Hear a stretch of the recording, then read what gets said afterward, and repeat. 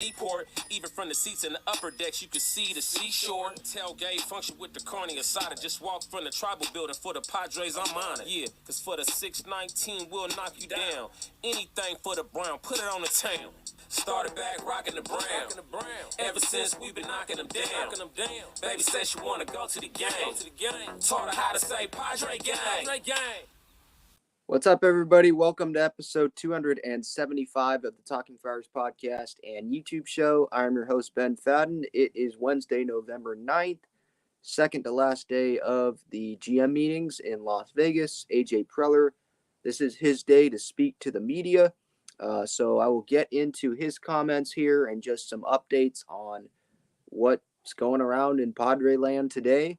But the meat of this episode, I want to discuss Jorge Alfaro and Kevin Acee's article yesterday about the Padres spending and what they kind of want the payroll to be at, or how much room they have, and the situation with the catching position with Campusano and Alfaro.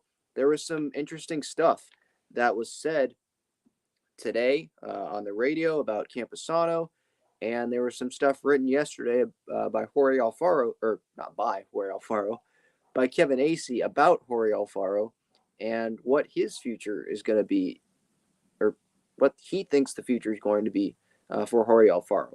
I don't know if this is what he thinks, but he is saying Jorge Alfaro is not going to be a Padre. Like, he didn't say, I think this. He said it in his article. I don't think, or he said Alfaro's not going to be a Padre in 2023. Not I think. He just said he's not going to be one.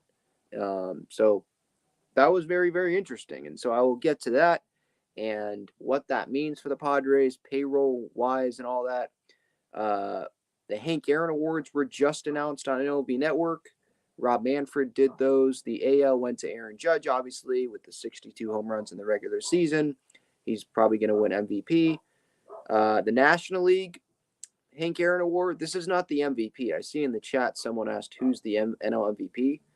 That is awarded next Thursday, I believe. That's not this week. The Hank Aaron Award is for the best offensive player in each league. The National League was Paul Goldschmidt. As I said, the American League was Aaron Judge. National League, Paul Goldschmidt. That was expected. He had better offensive stats all around than Manny did. Manny was a finalist. For the Hank Aaron Award, they kind of do it weird. Like, they have 8 finalists for it. It's not a top 3 or anything like that. There was 8. There was like Pete Alonso, Austin Riley, Mookie. I think Freddie Freeman was on there. Arenado, Manny, Goldschmidt. There was a lot of guys on there. But Paul Goldschmidt takes that home. I'm not going to spend any more time on that. That was expected. Whatever. Let's get to A.J. Preller and his comments. Scott Boras also spoke. We can hit on that too. But starting with A.J. Preller, he was on San Diego Sports 760 today with Darren Smith. He also was on Groening Chris, but he didn't say anything of note about anything. They asked him the regular questions about players, and he gave the non-answer. We liked him, contributed to the team. We'll see what our options are. That's pretty much what he said. But with Darren, it was kind of the same thing, but this was the first time he was saying it, so it was news then. Preller, when talking about Robert Suarez and Jurickson Profar, he said, quote, "We see them as parts of our future," end quote, which I don't think is a surprise for one of those guys, Robert Suarez. I think they will try to bring him back. I think what AJ's saying here about Profar and Suarez being a part of the Padres' future is they have a plan if they come back of what they're going to do with the rest of the roster if those two guys come back. So, yeah, they do see them as parts of their future. But I'm sure he also has 1,000 other plans of what might happen if Profar and Suarez don't come back. What are they going to pivot to? Which players are they going to pivot to? So I wouldn't take that too literally. We see them as parts of our future, Suarez and Profar. Like, I'm sure there's a lot of teams that see their free agents as part of their future as well. They have a plan for that, but they also have other plans. I still don't think Jurickson Profar comes back. Scott Boras today on Jerks and Profar's Market said, Profar so good instead of so far so good. Profar so good. Boras, he definitely brought it with the dad jokes, as he always does. So there's some audio on that too, not involving a Padre, but involving, I think, Taijuan Walker. And I'll get to that too. But yeah, just the Suarez Profar thing, just continuing that discussion here. I don't think Suarez or Profar come back. I think the Padres' top priority is Nick Martinez. And it looks like the Padres are just waiting. From what Preller said today, the Padres are just waiting on what Nick's decision is going to be. They're open, obviously, to having him back on the team. They're open for him having, they're open to having other conversations with him about a different contract structure. But Preller did say on the radio today that he did like the structure that they had with Martinez, but he is willing to make a new deal. They want to bring back Nick Martinez. They realize how important he was to the Padres last year. I think they see, just like a lot of us, they see that Martinez is probably the likeliest guy to come back in terms of deals that could match up for both sides. For Profar, seems like it's like $15 million a year. I'm not giving $15 million a year to Jerks and Profar. I can go sign a left fielder or another corner outfielder for 1 year, $8 million or something like that. And you save a lot of money, and you can go use that money on other spots on the roster. This is not a team that has one hole and they have to fill that one hole. And once they do that, all right, we're good. They got to fill multiple. So you got to spend that money wisely. And Profar's not Juan Soto. Like, I'm not going to be overpaying for Jerks and Profar. And Suarez, I'm not going to overpay for him either. Like, sure, Preller can see him as a part of the Padres' future, but he has other plans. He has other plans if Suarez goes elsewhere. And I think he's okay with Suarez going elsewhere. I mean, he doesn't overpay for relievers. I mean, Drew Pomeranz was the exception, and we've seen how that has worked out, right? I think he's learned his lesson. He's not going to overpay for them, and he's fine with letting Kirby Yates and Brad Hand and Trevor Rosenthal, letting those guys go. He can go get a Luis Garcia. He can go get Robert Suarez. He got him last year. He can go do that again. I don't know if that person he gets this year is going to be as elite as Robert Suarez is, but there's other relievers that are out there. And maybe they have more offense this year in their lineup, hopefully, with Tatis coming back and other additions that they get this offseason to maybe compensate for that. So that was Suarez and Profar. On Martinez, Preller said, quote, he wants to look at the possibility of being back here in San Diego, end quote. Again, that kind of a non-answer when I think Darren Smith was asking Preller about just an update on Martinez. He has until tomorrow, I think it's tomorrow at 2 p.m. Pacific time, to decide on if he's going to take the player option or if he's going to decline it and become a free agent and look for a multi-year deal. I think he could get like 3 years from a team. 3 years, $9-10 million a year. I think the Padres would actually consider that, to be honest.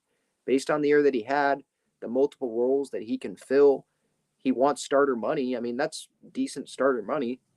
It's not like they'd have to give him $20 million a year, right? I think that's reasonable. So I think Martinez, I do believe he comes back to the Padres. That's just my gut. I don't think Suarez does. I don't think Profar does. In terms of Will Myers, he said that, I think this one was on Gwen and Chris.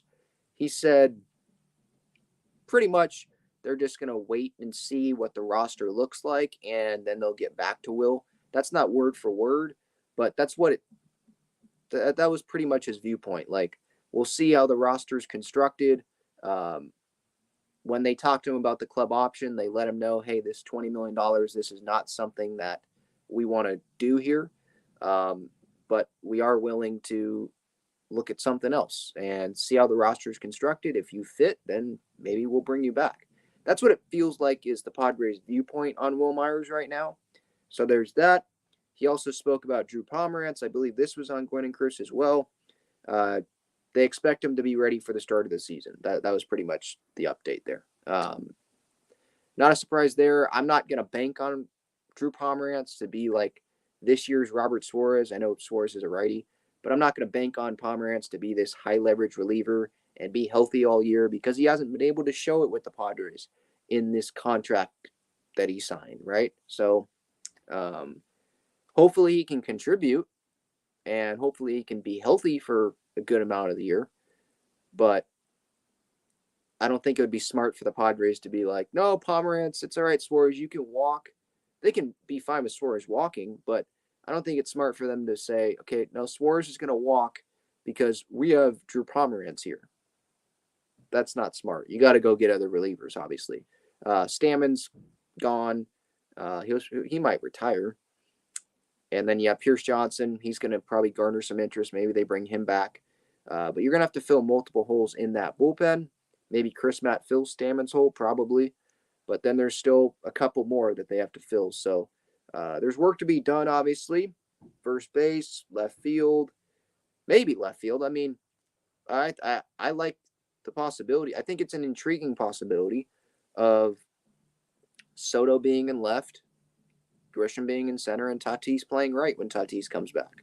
If they don't like those deals for Michael Conforto, if they don't want to give him $15 million a year or whatever, they don't want to interact with Boras and play Boras's game, and Jock Peterson goes somewhere, maybe he gets multiple years and they don't want to give him multiple years, or Mitch Haniger gets too pricey, then maybe they bring in someone like a Chad Pinder on a 1-year deal, be starting outfielder to start, be a bench guy when Tatis comes back, and have Tatis play the outfield. I don't know if that's their number one choice.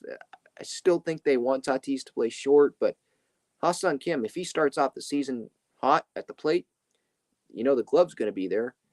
They're going to have to think about that. Obviously, first base, I would think they go get someone at first base. They go get some power there. If they don't, it's going to be hard for me to consider this offseason a success. If they get power in left or first, I mean, that's what I think that helps make the offseason successful. I don't know where I was going with that after that. But, yeah, I mean, pretty much right now we're just to update everyone. Right now we are in wait and see. We are waiting for Nick Martinez and the player option decision. And tomorrow, I believe free agency starts, like actual free agency, where teams can start talking with players that weren't on their team to end the season. I think that's at 2 p.m. Pacific time. The player options, the club options have to be decided by then. So, yeah, I think the qualifying offers also have to be decided by them as well. Martinez is not going to be offered one. Profar swore it. No one's going to be offered a qualifying offer on the Padres. Among their free agents, no one's worth over $19 million a year from their team. So, yeah, that's pretty much the updates. I think Preller's speaking to the media. I know he went on the radio today, but I think he's speaking to the media later today. Maybe it's right now.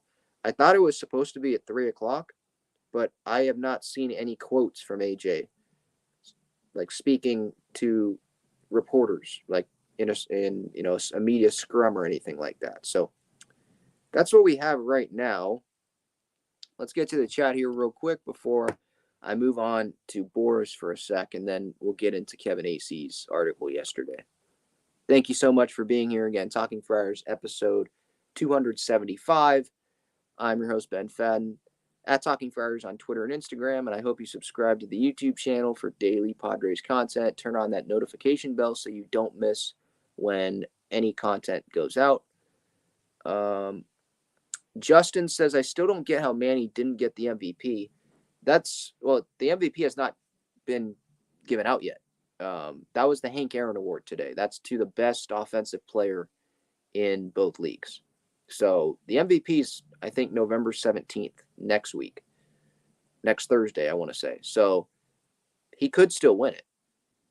I think Greg asked here who you got NL MVP. I think Goldie wins, but my MVP is Manny. If you're looking at it from the most valuable player, I've already said this many, many times, the most valuable player is Manny Machado.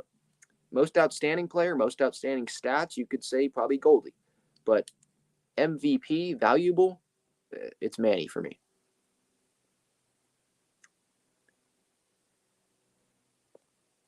Gil says super chat Roberto Ozuna.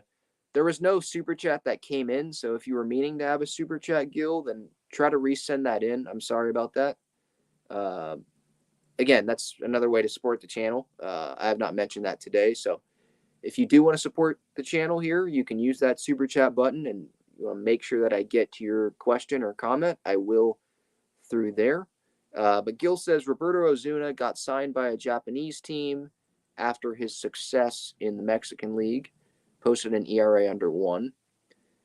Well, if that's the case, then the Padres they're not going to bring him in if he already went to a Japanese team.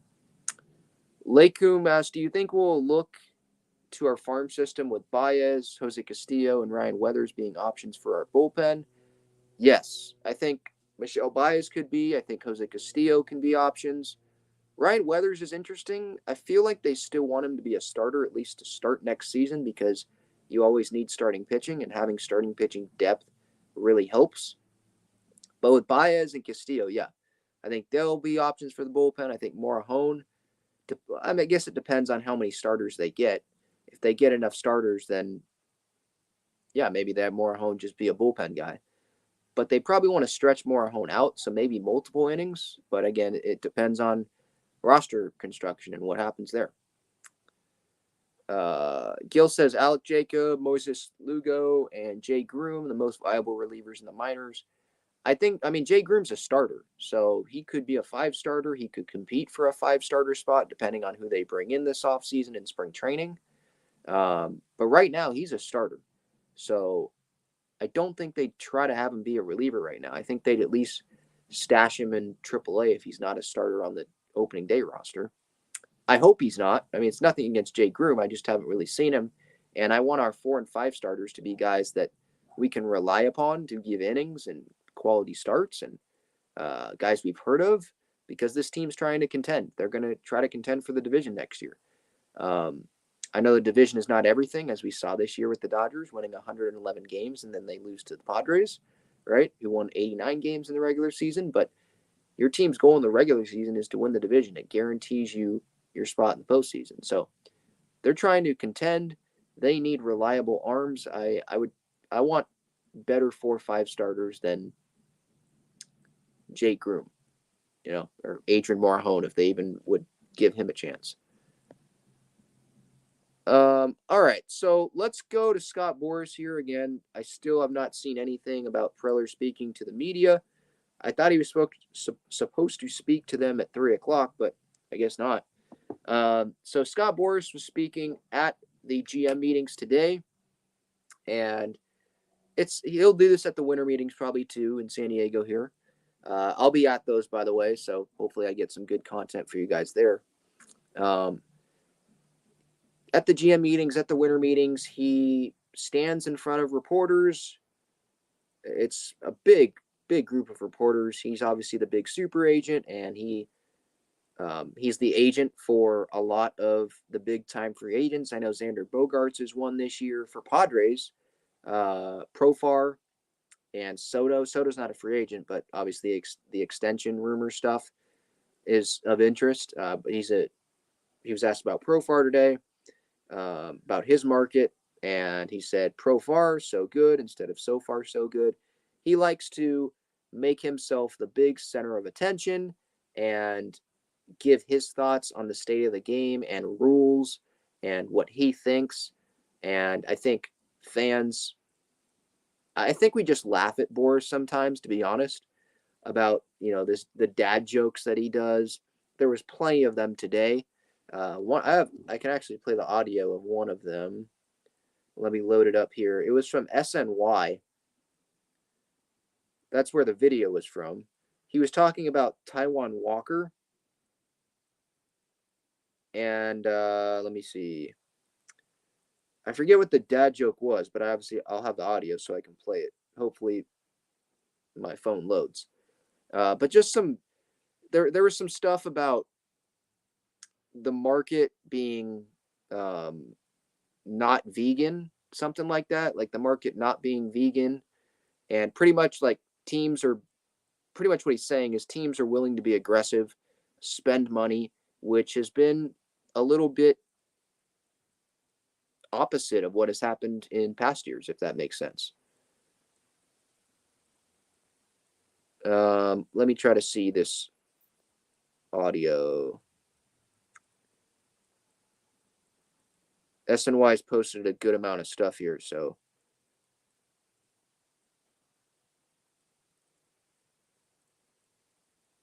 Oh, here's one about Aaron Judge. So here's an example of his dad jokes about Aaron Judge. He says, "I would not be the judge of that," about Aaron Judge signing early in free agency. See Aaron Judge possibly signing earlier than other guys, maybe setting the market? I would not be the judge of that. Hopefully you guys can hear that, but just the little dad jokes like that. Here's what he said about Taijuan Walker. He too, like Rodon, he's one of the few players that's under 30, and he's had multiple 150 inning pitch seasons. So essentially, Taijuan is on an island, and I think the only question is who is willing Taipei. Taiwan, Taipei, like the dad joke stuff. And the media is just sitting there. It's like a comedy session for them. I mean, there's literally no point in that media session, whatever Boras says, really. I mean, some fans might take, like some fans were like paying attention to what he was going to say about Juan Soto. And he said about the Soto talks, he was like, I don't think it's a question of if the Padres do like engage in those talks. It's more of a matter of how they go about it.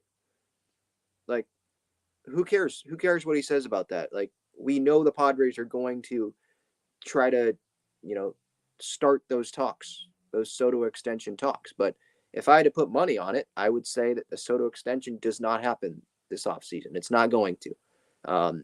I don't even think a Soto extension will happen next offseason, to be honest. Like, unless Seidler gives them $500 million, they want to go to free agency. Soto likes the Padres. Boras was mentioning this about acclimating to the city. It was pretty easy, and he likes the team winning and being in contention. But whatever Boras says, like, I don't really care what he says right now. If they ask about one of his clients, even if the market isn't good, which how does he really know what the market is? I guess he could talk to GMs and stuff, but the GMs cannot talk to players yet from other teams. So how does he truly know? But even if he does know, let's say it's not good. What is he going to say? Oh, Profar, not so good? Like, so far, the market's not so good for Profar? No. Regardless of what the market is, he's going to say it's a good market because he wants to increase other teams' interest in his client. So the whole Boras conference stuff, the press conference stuff, or the media scrum, it's just him out there promoting his clients and making a bunch of dad jokes. It's just a waste of time, to be honest. So that was Boras. Now, I wanted to move to Kevin Acee. This was kind of like my big topic for today. Not like Kevin Acee himself. What he wrote yesterday in the San Diego Union Tribune. And it was just an article kind of previewing the Padres offseason and how much room they have in the payroll and what their needs are and what their biggest priorities are. We know what the needs are. We know what the priorities are. He did say the Padres, quote, the Padres are said both internally and by others around the league to be seeking starting pitching above all else, end quote. That's not a surprise. They need a 4-starter. They need a 5-starter. We saw the importance of having a deep pitching staff in the postseason, even in the rotation, and that hurt the Padres in the NLCS with having to throw Manaea and Clevenger, right? So they know, or we know, that the Padres want Nick Martinez back. They're going to prioritize pitching. That makes sense. And then next, it's probably a power bat. Preller mentioned that on the radio today with Darren Smith. So that was not surprising. What I wanted to talk about here was like the catching situation mainly. Acee said Padres have about $25 million to spend this offseason. and he was talking about fan graphs and how high the payroll is. And so this is what he said. And then it led into Jorge Alfaro, like in the middle of the article. He didn't come out and say it. It was just middle of the article. And I saw it and was like, that hasn't been said before. So he says, quote, Fangraphs pegs the Padres 2023 payroll at approximately $192 million, which is $22 million below last season's final mark. However, that number includes a projected $3.6 million for catcher Jorge Alfaro, who won't be a Padre in 2023. That's an interesting nugget. He's not saying, I think Alfaro's not going to be a Padre. He's literally going out there and stating the Padres' payroll, how much room Padres have, and saying, however, the number, the $192 million on their payroll right now, $22 million below last season's final mark, that includes Jorge Alfaro's salary, who won't be a Padre in 2023. Just going right out there and saying Alfaro will not be a Padre in 2023. That's news to me. He wrote earlier this past season in a newsletter about Alfaro and the front office. Like, the front office has kind of fallen out of love for Jorge Alfaro, and I understood why. Like, it's going towards the end of the season. Campy had some encouraging outings. Going into the postseason, you're trusting Nola. Like, you're not going to put Alfaro back there. I understand that. The pitchers trust Nola the most. Nola's the guy that's going to be out there. Front office had fallen out of love with Alfaro, and so it was like, okay, well, maybe they'll trade him, or I don't know what's going to happen with that situation. It was something to watch for. We had not heard yet, like, definitively like this, written in an article, Alfaro's not going to be a Padre in 2023. That's what Acee said. So, look, Acee's not Preller. Preller could change his mind on that. The front office could change their mind, but Preller's not going to comment on it. And so all we can go off of is Kevin Acee and his sources and what he's saying, because he's a reporter. He's closer to the team, and he knows sources that we don't know. So he knows sources inside the organization that we don't know. So that's all we can really go off of, right? But that was interesting, an interesting tidbit there. And so once you're like, okay, so Alfaro's not going to be here, that takes $3 million off. So, okay, they have about $25 million to spend this offseason. I don't know if that's true, but that's what Kevin Acee is saying, that the Padres want to spend pretty much the same amount of money that they did last year, which was over the luxury tax. So if you're wondering that, I think they will go over it. But pretty much the same amount of money as this past season. And so $25 million if you're removing Alfaro's salary, because according to him, he's not going to be on the team. Now, will he be traded? Don't know. What teams fit? I'll get into that. But by the way, the non-tender deadline, so November 18th, that's the deadline to non-tender players. So don't give contracts to players. So maybe if they don't find a trade for Alfaro, they will non-tender him November 18th. And I believe then he becomes a free agent, right? They could just release him too, or DFA him, but maybe November 18th is a date to watch out for there. But talking about fits, because if he's not going to be a Padre, you think it's Nola starting, Campy backup? Okay. By the way, Marty Caswell on Darren Smith's show, she's in Las Vegas right now for those GM meetings.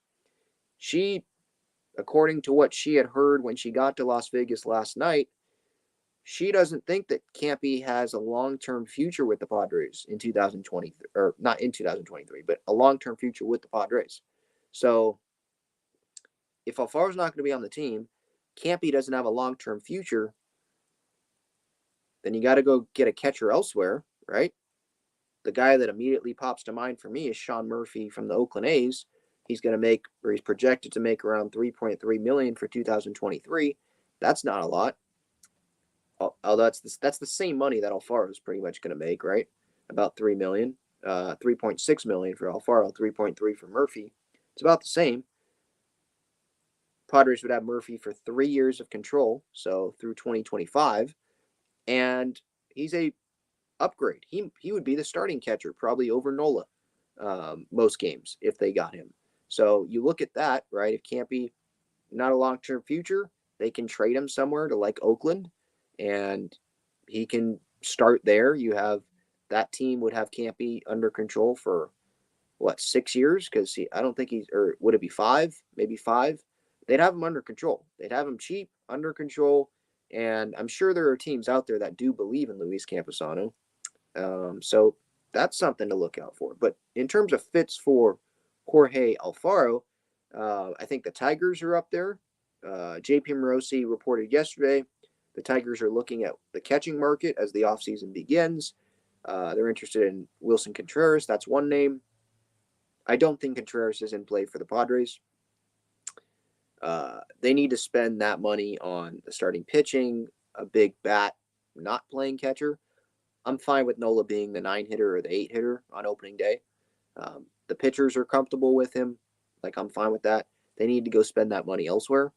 I don't think Contreras is coming here.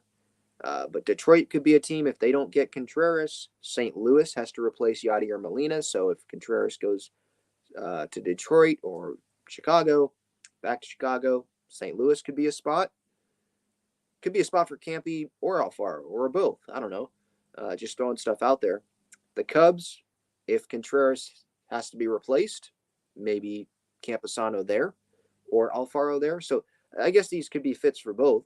Milwaukee has Victor Caratini. I was looking at their depth chart the other night, and I think Victor Caratini is the only catcher on it.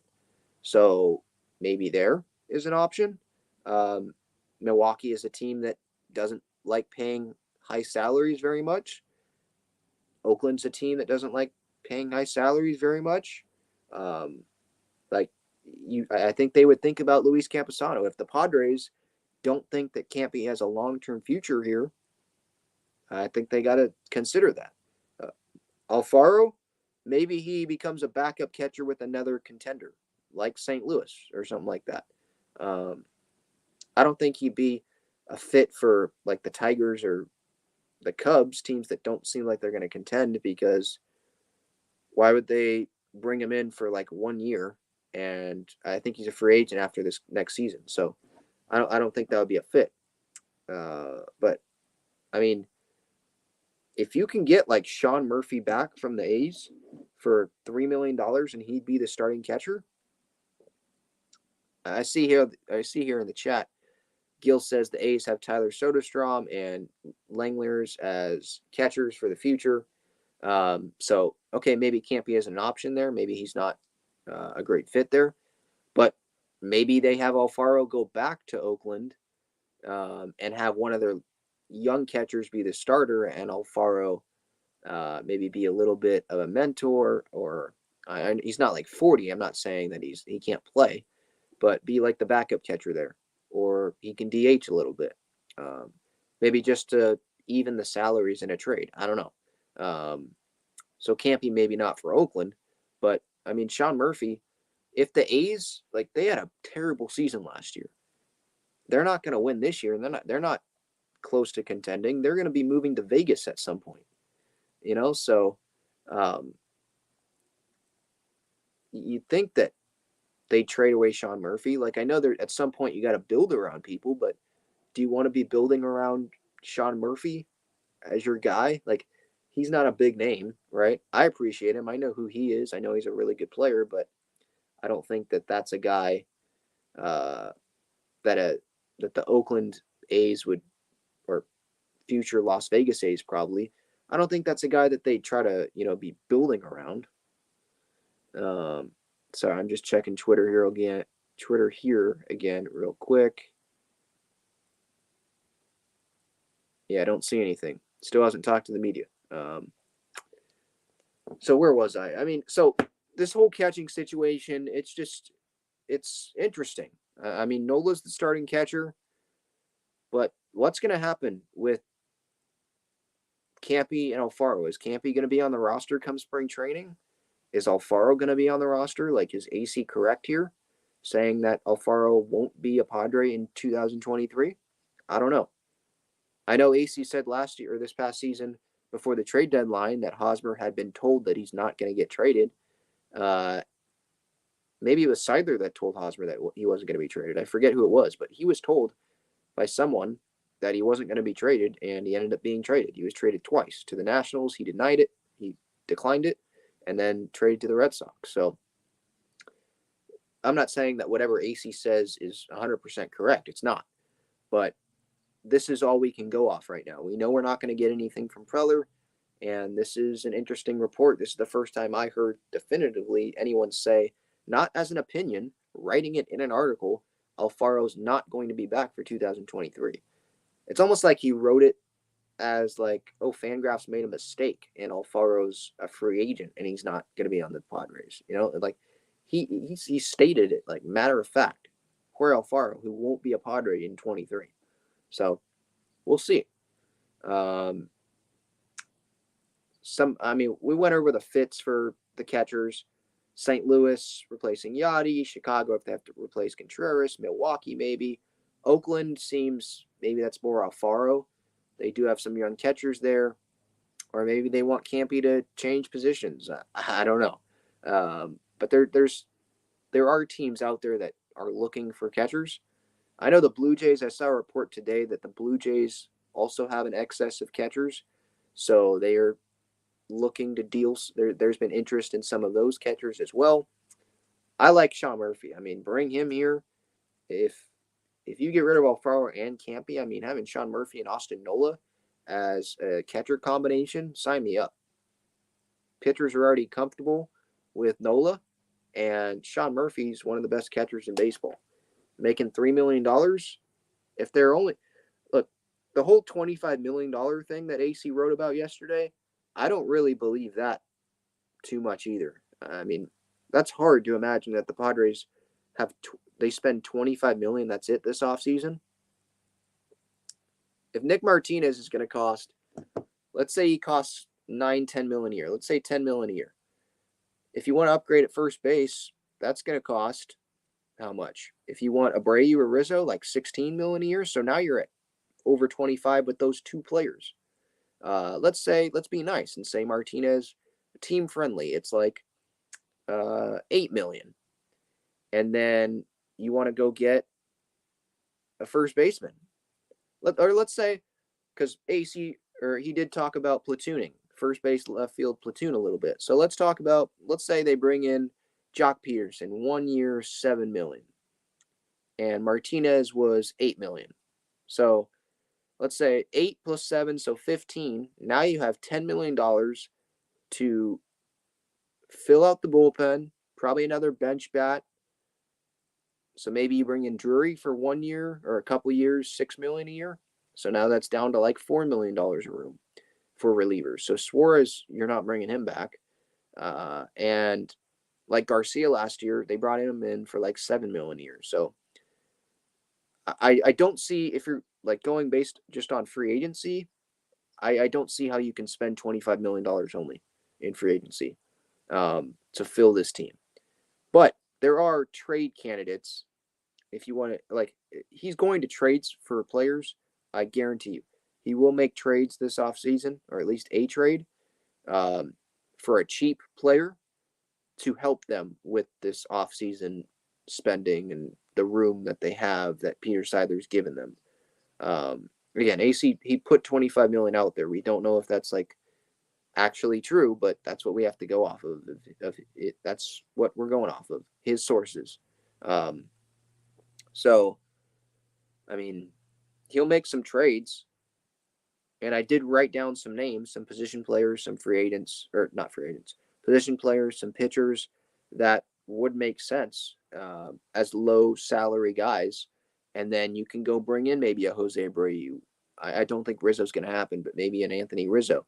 Or you can go bring back Martinez and maybe you bring back Profar.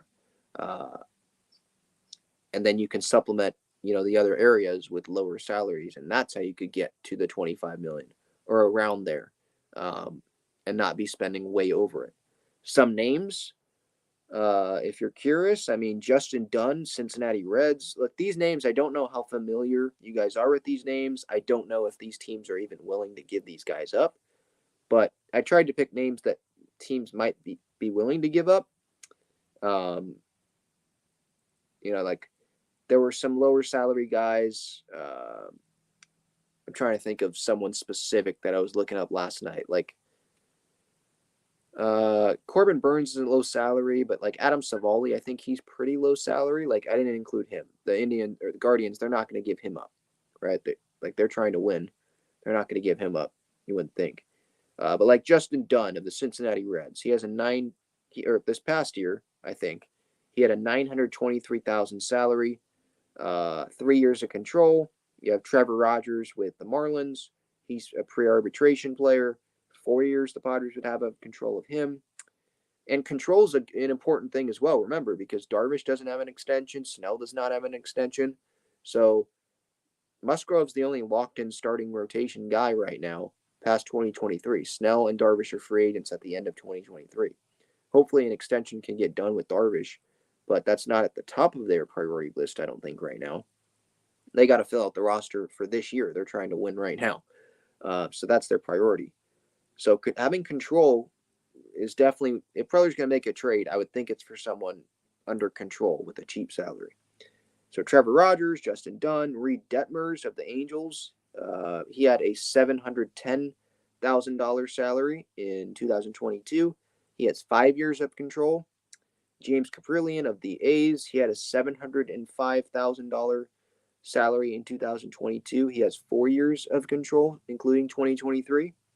So those are some pitchers. Adrian Hauser for Milwaukee. He'll probably generate some trade interest. He's making $3.7 million in 2023, so not ridiculously expensive there. Be 4-5 starter. Maybe that makes sense. I know trades might be harder to do because you gave up all of your top prospect except Jackson Merrill and Campy. All of that, but Campy's not even really considered a prospect probably now. But you gave up all your top guys, young prospects, in that Soto deal, really. So do you want to give up Merrill? Do you want to give up Campy? Those are questions that are going to be asked, right? Kevin Kopps, I know he's a reliever in their system. He's been on the show before. So obviously a lot of discussions are going to be happening with the front office.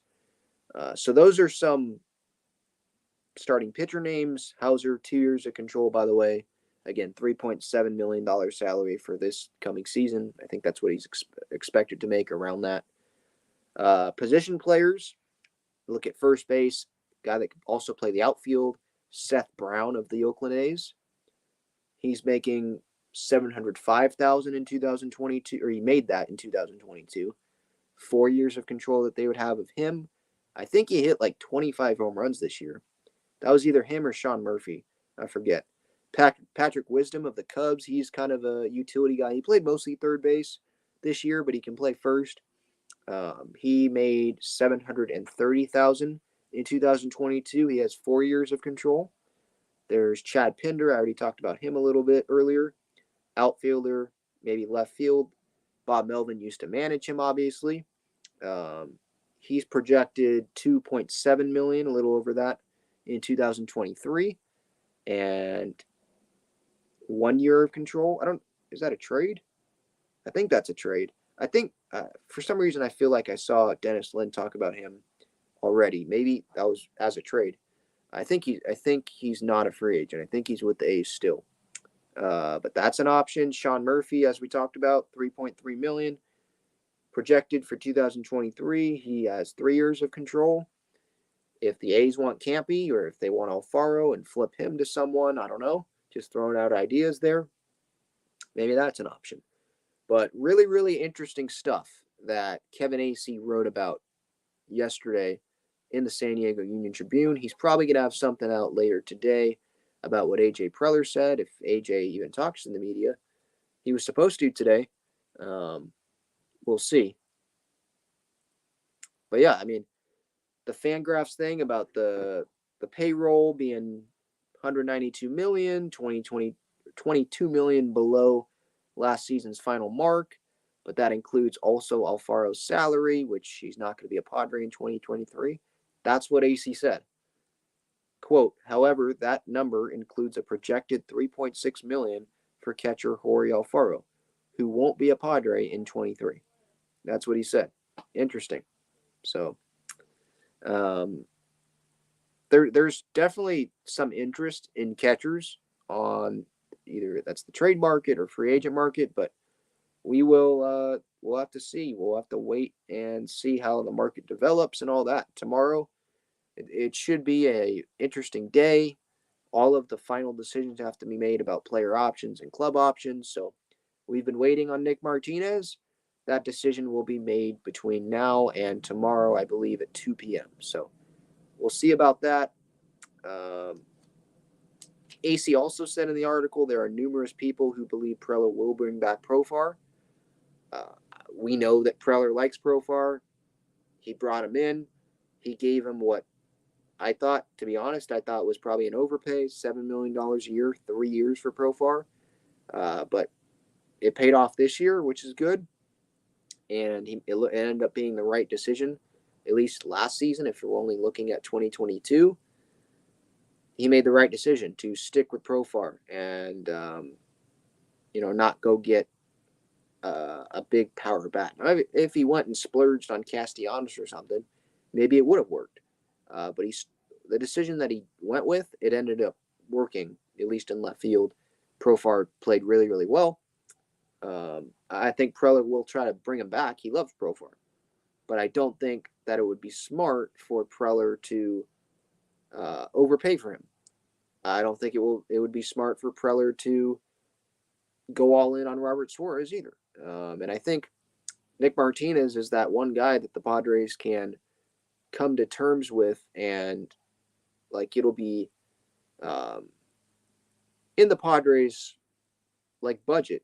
I'm not saying Profar isn't in their budget, but it seems like Profar wants $15 million a year. I'm not giving that to him if I'm A.J. Preller or if I'm Peter Seidler, and I'm not going to be contending with Robert Suarez's suitors when those suitors are probably going to want Suarez to be the closer. Padres have Josh Hader for 2023. I know that they could lock down Suarez, and because they know they're not bringing Hader back, because look at what Edwin Diaz signed for. 5 years, $100+ million.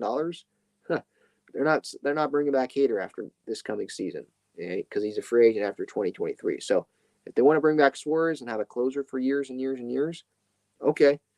But I still trust the Padres' ability, A.J. Preller's ability to bring in lesser salary guys, if that makes sense, because he's had a history of doing that recently, and he's had success doing that. But Nick Martinez, I think the Padres would be willing to give him, just replace the old contract, so give him 3 years.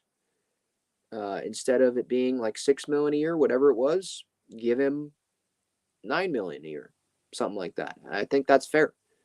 Give him the pay raise that he wants, give him the starting spot that he wants, and there you go.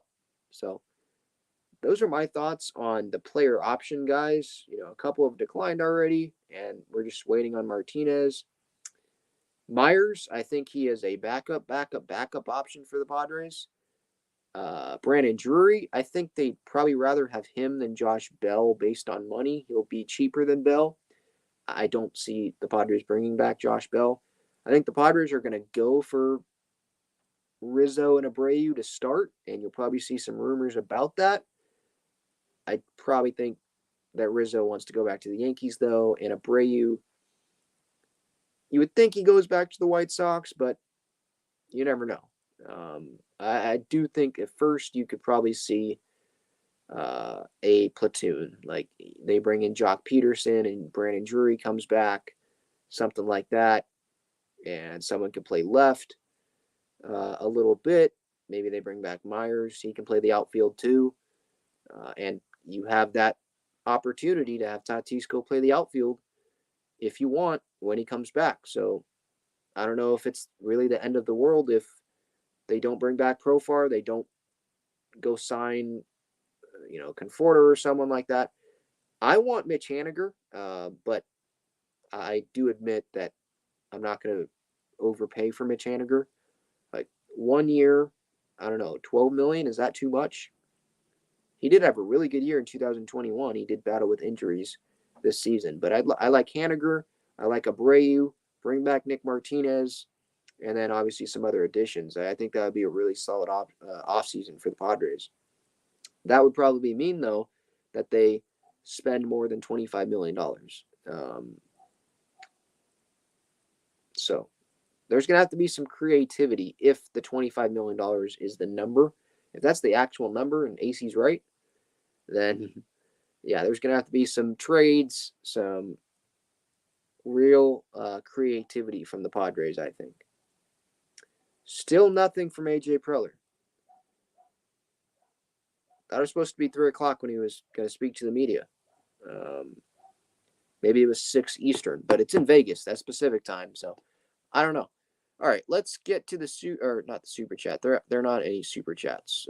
If you do want to have a super chat, make sure I get to it. Then feel free to send that in. Gil says Jose Quintana 1-year deal to replace Manaea. Maybe. I mean, there's a lot of starting pitching options out there. Maybe I'll do a separate episode about the starting pitching options, but there's plenty. There's plenty of names out there that you could throw out that might be 1-year deals.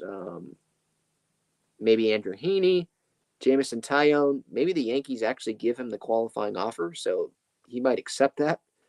Or Taillon maybe gets a multi-year deal. There's a lot of different names like Jose Quintana, so I could say yes. I would say yes to that if that's like, I guess, the option. Gil says Jose Abreu and Manuel Margot. I guess this is, are you just throwing out names like who you want to bring in? Abreu, obviously, yeah, I'm good with. Margot, we've already seen that, haven't we? I mean, Margot, I guess he's gotten better with Tampa. He's with Tampa still, right? But isn't that another Trent Grisham? We already have Grish on the roster. So I'd say no to Margot, but yeah, yes to Abreu. Yeah, I'd love to have Abreu on the Padres. Justin says not Padres related, but Trey wants Philly. Trey Turner wants to go to Philly. I mean, yeah, I did hear reports that he wanted to be on the East Coast, so that's not a surprise. It doesn't seem like the Dodgers want to go all in on Trey Turner. He's probably the most expensive guy, and they do have expensive contracts already going there. Obviously, a lot of them. They're also paying an expensive contract, I think, still, or maybe they're not. I don't know, but they gave an expensive contract to a guy named Trevor Bauer who did some really bad things. So they're dealing with some stuff in LA. But yeah, about Trey Turner, yeah, that's a competitor probably for the Padres, to make the postseason this coming season. We saw what the Phillies did, obviously, this year, going to the World Series and winning a couple games. But I'm fine with that. He's not in the division. And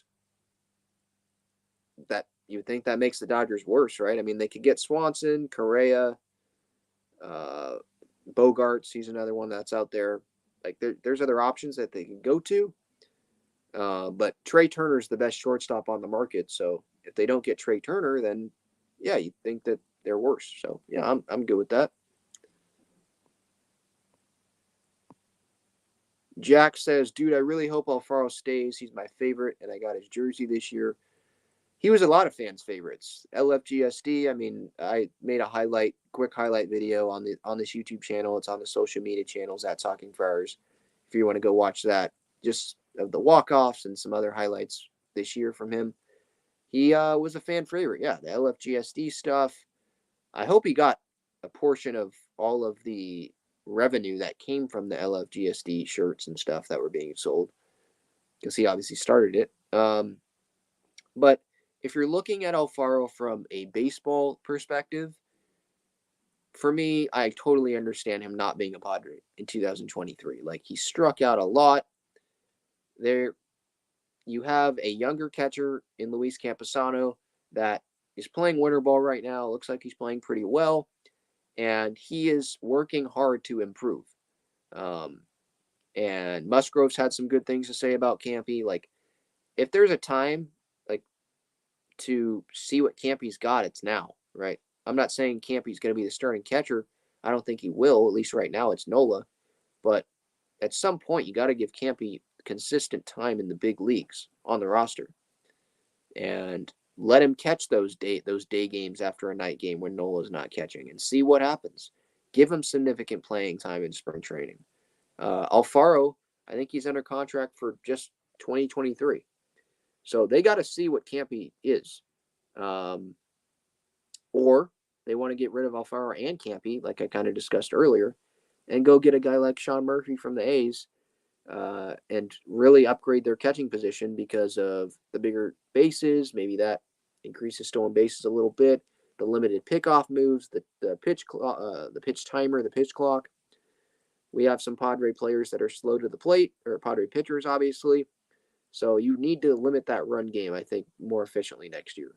Nola was not throwing a lot of guys out. So if they want to go get someone who's better at that, then maybe that's what they'll do it. Or maybe that's what they'll do. Sorry if I could speak proper English. Gil says Padres also have a catcher by the last name Sullivan. Yeah, Brett Sullivan, I think is his name. 28-year-old. Yeah, I don't think that the Padres are thinking that he's going to be on the roster for a lot of time next year, or maybe at all. He's just a classic minor league, stash him in the minor leagues guy, probably, just to fill minor league roster spots. Gabe asked, when's Pomeranz coming back? Preller said that he's supposed to be good for the beginning of the season. Gil says Edwin Diaz was the most hated man in New York 2 years ago. This year he turns into Mariano Rivera and gets $100 million. Yeah, 2021. I don't think he had that good of a year, and I think he got booed.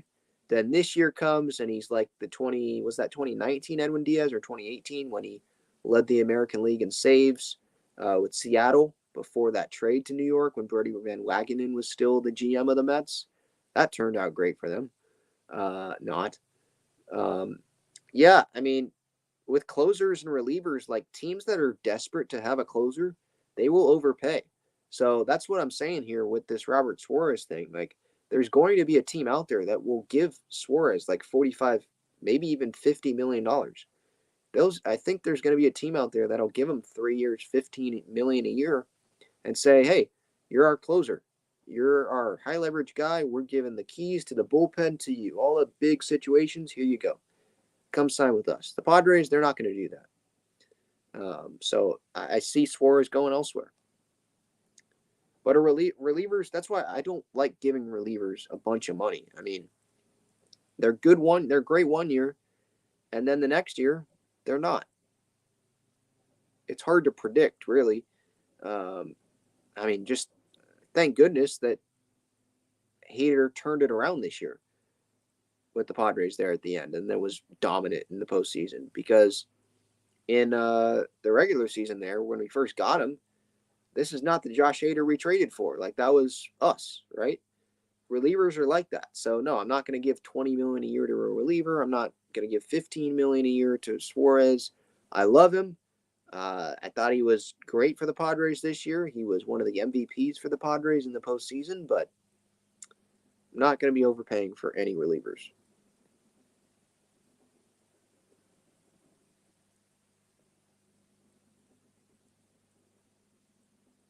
Daniel says Bob article about Boras came out, like Nightingale.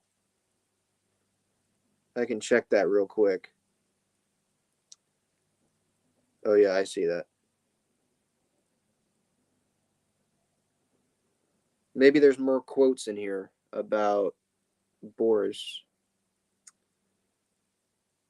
Oh, there was 100 media members there. Wow. They all wanted to hear Boras' dad jokes, huh? All right. Boras who spoke for 45 minutes Wednesday, talked about everything from the amateur draft to interest in his clients, while dropping plenty of metaphors for comic relief. Called Carlos Correa the Dior of defense, the Louis V of leadership. It's probably Manny, but all right. Prada of the season. It's a one-stop shop for a championship designer. Well, is it? I mean, Jeremy Pena, rookie for the Astros, went and won a World Series in his first year, won ALCS MVP, World Series MVP, and where was Carlos Correa? He was sitting doing the analyst job next to Ernie Johnson on the desk, watching Jeremy Pena play in the postseason games. So I don't know. But again, this is Boras just hyping up his clients. We kind of already touched on this one on Taijuan Walker, who's a starter. He's probably going to get 3-4 years. Taijuan is one of the few players under 30, and he's had multiple 150 inning pitch seasons. So essentially, Taijuan is on an island. The only question is who is willing to Taipei. Ha ha ha. On Brandon Nimmo, he said there are a lot of teams in the waters of free agency. Whoever picks I get it. Whoever picks our guy will be the lucky one in finding Nemo instead of finding Nemo. Whoever picks our guy, Pixar, Pixar, the company. So he's being clever. I don't know if this is him who lays in bed at 3 a.m. thinking of these, or if he has a staff who thinks of these. But yeah, plenty of dad jokes. On Xander Bogaerts says his uncle Humphrey left him a message in his memoirs. There's going to be a lot of teams looking at you, kid. Don't understand that one. Also on Bogaerts, this is the first time teams have had the opportunity to sign the X-Man. They're finding it a marvelous opportunity, Marvel. It kind of X marks the spot on the map of the treasures of Sierra Madre. All right. On Carlos Rodon, the thinking team chose him. He sculpted a masterpiece. And then on this year's free agent class, I kind of touched on this about the carnivore stuff. The free agent market is very much a carnivore's market. The menu features filet mignon and wagyu and less hamburger and vegan. So I didn't really know what he was saying here. I tweeted on my Talking Friars Twitter account. I was like, wait, what does this even mean? But I think what he means here is a carnivore's market, like the owners, they're going to buy. They are buying. They're willing to spend money. They're not going to be going to, In-N-Out and stuff like that. I love In-N-Out. Love it. So no In-N-Out shaming here. No In-N-Out slander here. But that's what he's saying. On Sean Manaea, really, Boras said, man, I need a pitcher like that. Manaea, man, man, these jokes. All right. I don't think the Padres need a pitcher like that. They don't need someone giving up a bunch of runs in the NLCS. They need a better guy. So don't think that landed too well. On Matthew Boyd, it's simply unavoidable that I need a pitcher like that. Okay. Did they ask him about every single client that he has? Because Nightingale just went through this article on pretty much like 20 players here. Jurickson Profar, so good. Instead of so far, so good. Josh Bell, this one's easy. He just has all the bells and whistles. Okay. Michael Conforto, on him, it's the return of the mic. He's the hit of free agency.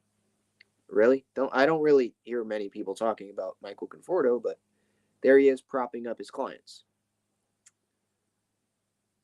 So Nightingale says Boras was looking down several times to his sheets of notes. Yeah. I mean, how can you keep that all in your brain? All of those Nemo stuff, Finding Nemo and the bells and whistles and Profar so good, and the X-Man and Marvel. Holy cow. Lots of jokes there. Here's the quote about Soto. I don't think it's a question of if they'll do that, Boras said. I think the question is how they do that.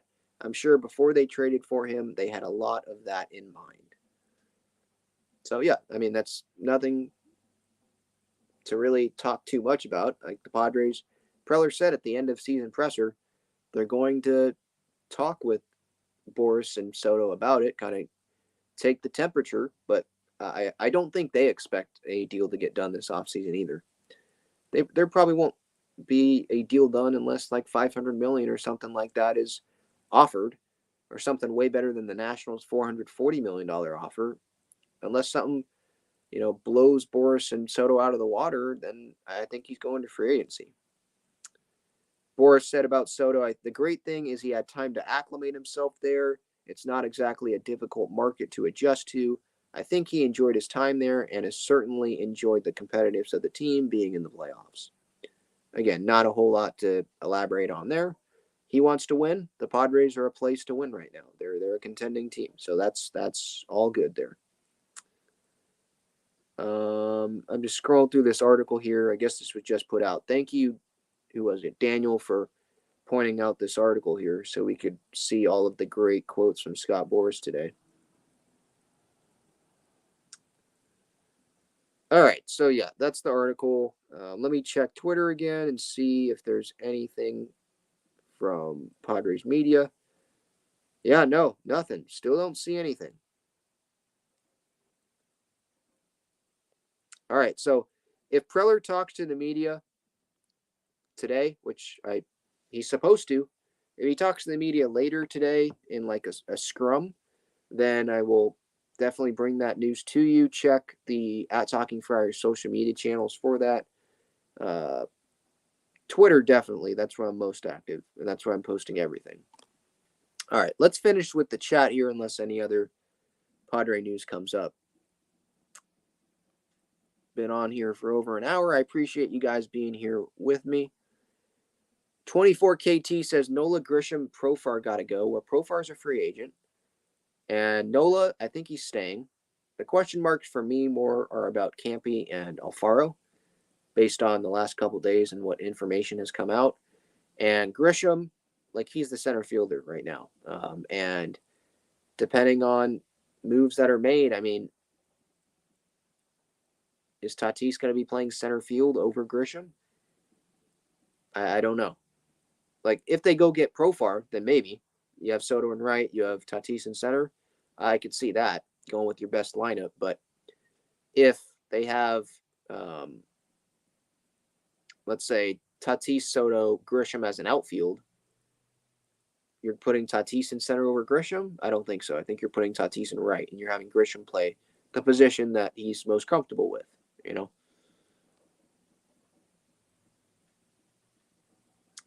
Dylan's asked, what do you think about the people wanting to trade away Kim for a possible left fielder or starting pitcher? I don't think that's smart. Tatis, he's not a guarantee to be healthy. So just trading away Kim and you're not getting back another middle infielder, I just don't think that makes sense. Yeah, there's, Swanson and Turner and Bogarts and Correa out there, but those are big contract guys.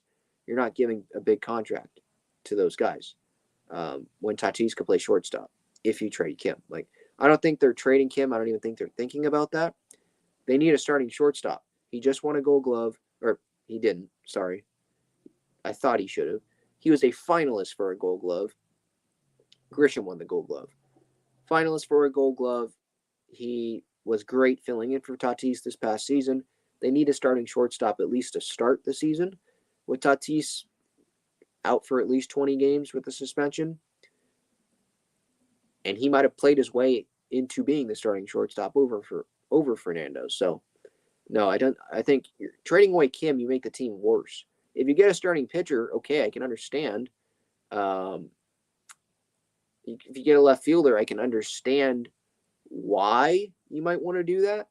But, like, Kim was still a huge piece of this team. Jonathan asked about Contreras. I said this earlier. I don't think that's going to happen. The Padres need to fill other holes right now. And that's obviously starting pitching, bullpen, outfield. They have Nola as the catcher. They have 3 catchers on the roster right now. So that's not their concern right now. I don't think Contreras is. Okay, so Nick Martinez. I don't know if it's news. I haven't even read the tweet, but here we go. Dennis Lynn just tweeted this, says the Padres and Nick Martinez have discussed the possibility of restructuring Martinez's contract. It would be relatively surprising if he doesn't end up staying, whether before or after tomorrow's opt-out deadline, but his playoff performance did not hurt his potential market. All right. So I don't know if that's news. Like, if Martinez left, I would be surprised as well. But yeah, just tweeted this at 4:45 a couple minutes ago that Padres and Nick Martinez have discussed possibility of restructuring the contract. It would be surprising if he doesn't end up staying. So yeah, I agree. I'd be surprised if Martinez leaves too.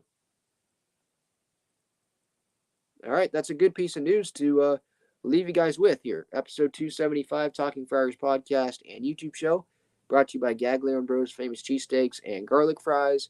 GaglioneBros.com is the website, main location on Friars Road. Great cheesesteaks, fries, a lot of good stuff there. I recommend those guys out to you. If you have not tried already, you're missing out. They're also located inside Snapdragon Stadium and inside Petco Park when events are held there, so you can check them out there as well. Thank you so much for tuning in. A lot of Padres stuff to discuss today. Covered a lot. I'll be back tomorrow with another episode. It's going to be a news day with all the player club options, qualifying offer decisions, the official start of free agency tomorrow. So I'll see you then. Thank you so much. Ben Fadden signing off. Have a great night, everybody. Go Pods. See ya.